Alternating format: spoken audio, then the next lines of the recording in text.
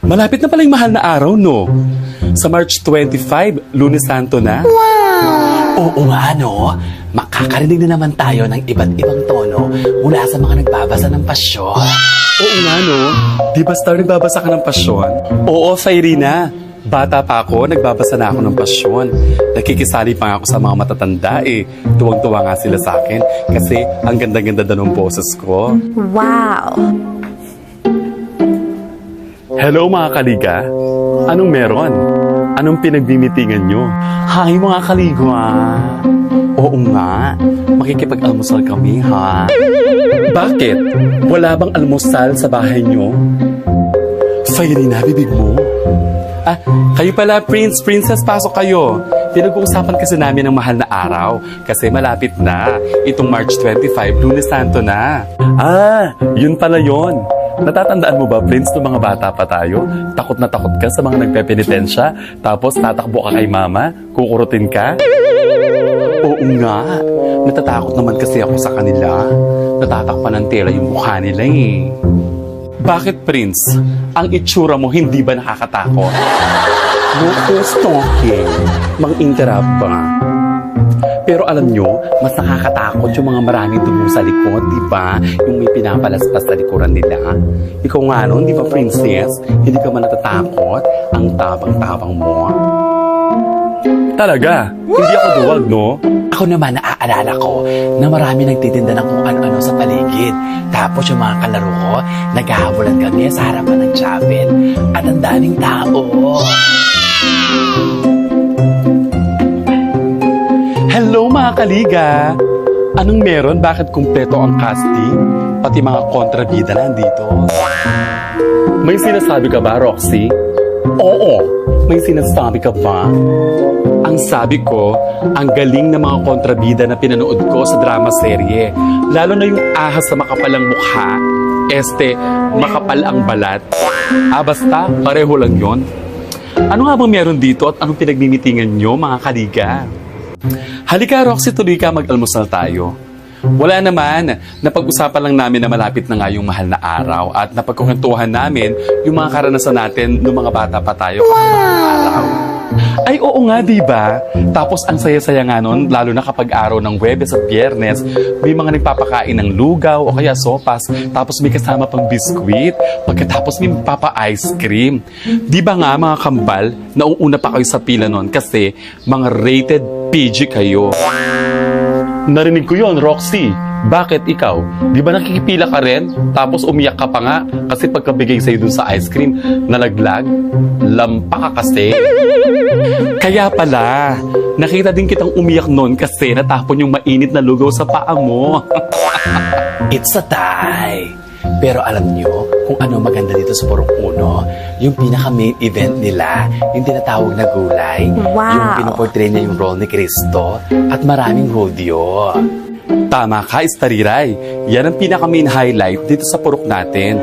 Kasi yan ang inaabangan talaga ng mga tao, pati nga mga balikbayan umuwi dito para lang mapanood si Gulay. Ako naman, naaaliw ako sa iba't ibang tono na naririnig ko sa pasyon. Magandang umaga po sa inyong lahat. Hi, Fairina. May hinatid kasi akong deliver kaya naisip akong daanan kita. Oh, ikaw pala, Heart. Halika, pasok ka dito. Hi, Jiro. Kilala mo siya, Prince? Paano kayo nagkakilala? Jiro, bakit hindi ko alam ito? Di ko lang agad nasabi sa'yo. Pero sasabihin ko din naman sa'yo eh. Sinasabi ko sa'yo, Jiro, mag-ingat ka dyan. Kilala ko ang liko ng atay at balon-balunan yan. May sinasabi ka ba, Fairina? May dapat ba akong sabihin? Saan nga ba tayo, mga kaliga? Sa mga tono ng pasyon, Fairina. Okay. Pasample naman ng tono, Star. Gusto ko sana Tagalog, ha? Kapampangan kasi yung version ng libro namin kasi Kapampangan kami. Pero sige, kakanta ako ng Kapampangan at Tagalog. Wow! Kaya Tagalog muna. Unang letra'y anunsasyon, unang letra'y anunsasyon, ere na may resurreksyon, ikatlo ay adorasyon, ikatlo ay adorasyon, ikaapat lamentasyon, aral ng mahal na pasyon. Wow, ang galing naman! O Kapampangan naman. Okay, ibang tono naman ha.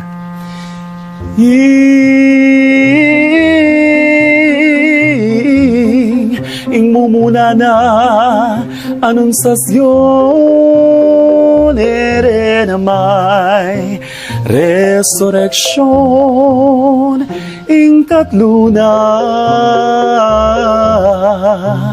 adorasyon, kapat na lamentasyon, aral na ning malapasyon. Wow, ang ganda! May pakulot-kulot pa. Gege ang tawag doon sa Kapampangan, Fairina. Gege pala sa Kapampangan yung kulot. Star, ako din may alam din akong tono yung may kulot. Ano, princess, di papatalo? Siyempre. Unang letra'y anunsasyon, ere na may resurreksyon, ikatlo ay adorasyon, ikapat ay lamentasyon, aral ng mahal na pasyon.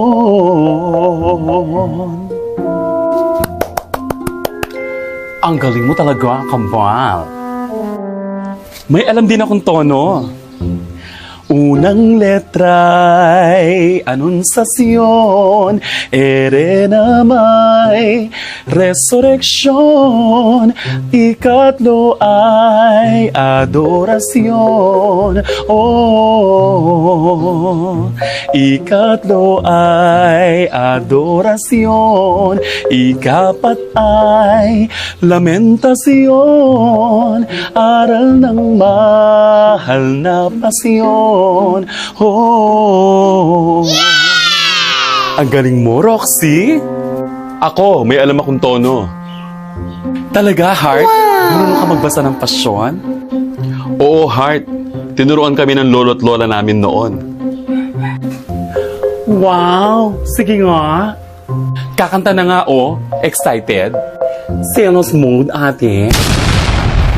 Ang una ay anunsasyon, ere na may resurreksyon. Ikatlo ay adorasyon, ikapat ay lamentasyon, aral ng mahal na pasyon. Wow, ang ganda ng boses mo, Chiro. Nakakailang. Wow talaga, kailangan mauna ka mag-comment kesa sa akin. Parang humahanga lang ang tao sa galing ng boses ng boyfriend mo. Oo, maganda talaga ang boses ng heart ko. Pero nakabakod na siya at may padlock pa. Di wow, meron naman akong universal key. Subukan mo nang malitsyon kita ng hindi oras. Excuse me everyone, andyan ba si Stariray? Oh, Precious, bakit? Heto na pala yung tawas na binili mo. Ngayon ko na nahatid kasi kakadating lang ni nanay mula sa palengke. Ay, oo nga pala. Oh, baka naman sosa na naman ito, ha? Hindi na, Stariray. Dinoble check ko na yan. Teka, ano bang meron? Bakit kumpleto kayo? Aling Wendy, pinag-uusapan kasi namin yung mahal na araw natin ngayon. Malapit na at maaga siya ngayong taon. Oo nga, no? Napaaga ang Semana Santa. Dati, buwan pa ng Abril. O siya, sige, alis na kami ha, tanghali na. Magbubukas pa kami ng tindahan. Halika na, Precious. Bye, Stariray and friends! Bye, Precious. Thank you sa sosa, ha? Tawas pala. Mukhang na-trauma ka na sa sosa, no, Stariray? Oo nga, Sisi. Doble ingit na talaga ako ngayon. Wow! Kumpleto yata kayo. Anong meron? O ikaw pala, Apong Lina. Tamang-tama ang pagdating mo. Pinag-uusapan kasi namin ng Semana Santa at yung iba-ibang tono sa pasyon. Mga kaliga, siya nga pala, si Apong Lina, ang tinatawag naming legend at last patibato sa PPO Committee. Hello, Apong Lina.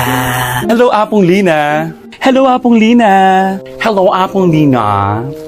Hello, Apong Lina! Hello po, Apong Lina! Anong last patibato, Star?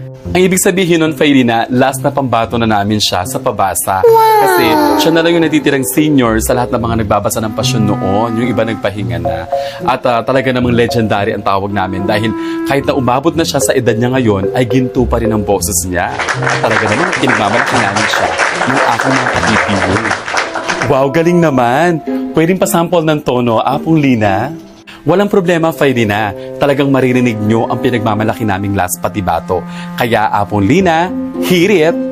Inmumuna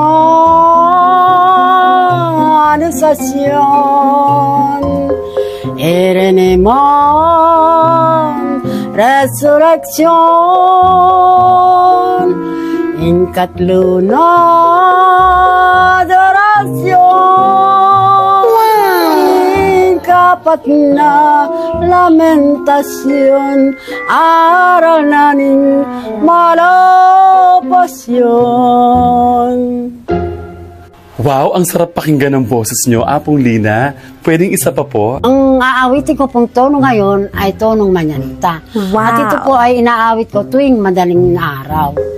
Ngayon, ito na po tayo sa tonong manyanita. Mumuna anunciación, erene man resurrección, in katluna adoración, in katluna adoración, in kapat na lamentación, aral naning malapasyon, ikapat na lamentasyon, aral naning malapasyon. Ang galing naman. Pwede na. Okay na rin. O, umiiral na naman ang pagkaingit nyo. Kahit kailan talaga kayong dalawa, kapag may mas magaling sa inyo, ayaw na ayaw nyo nasasapawan.